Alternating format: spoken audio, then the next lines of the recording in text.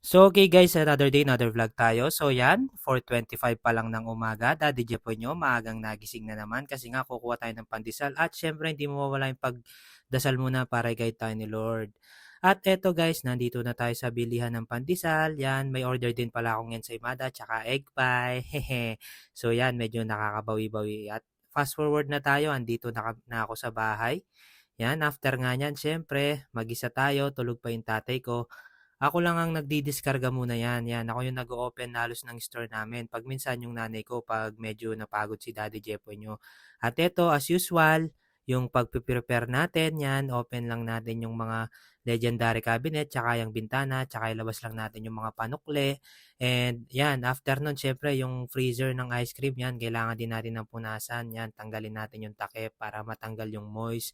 And after nyan, guys, yung yellow, ililipat lang natin doon. Yan, kita nyo naman, Daddy Jepo nyo, tuloy-tuloy lang. Yan na yung pinaka-exercise ko ngayon kasi hindi tayo ganong nakakapag-run. Sana makapag-run na ako ulit. And ayan guys, yan pala yung ibang ano ko, soft drinks, nilalagay ko din sa freezer para mas lalong malamig. Kasi sobrang benta talaga sa akin yan pag medyo may yellow, lalo na sa mga bata. And after nyan, yan, kasi gising ng nanay ko yan, nagbabasa muna ako ng libro, at least 10 pages. At ayun, pagbaba ko, sold out na agad yung pandesal.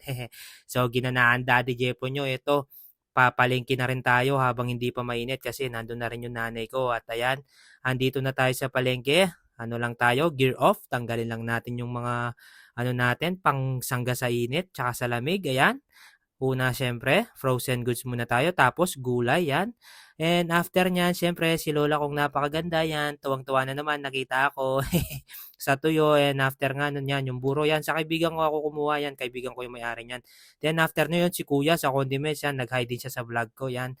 And after nga nun guys, ito, tumingin na rin ako ng ulam namin para hindi na magluto yung nanay ko. Yan, yung asawa ko, pinagbili ko pala ng ano, okoy. Tapos yung tatay ko yan, sinigang at kilawin.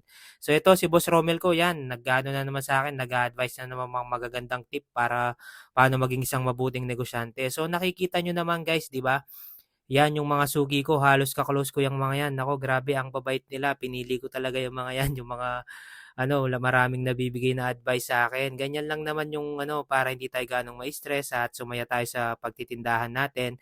Kaibiganin natin yung mga suki natin. At ayan si pare ko, nagkakarga na yan. Pag ito, binibigyan ko, natutuwa ako lalo kasi masasabi mo napakaswerte na natin yan kahit papaano may kita tayo sila. Yan, medyo mabigat yung trabaho. At ayan, puno na yung natin, tricolong. Yan, Daddy Jepo nyo, suot na ulit yung gear niya.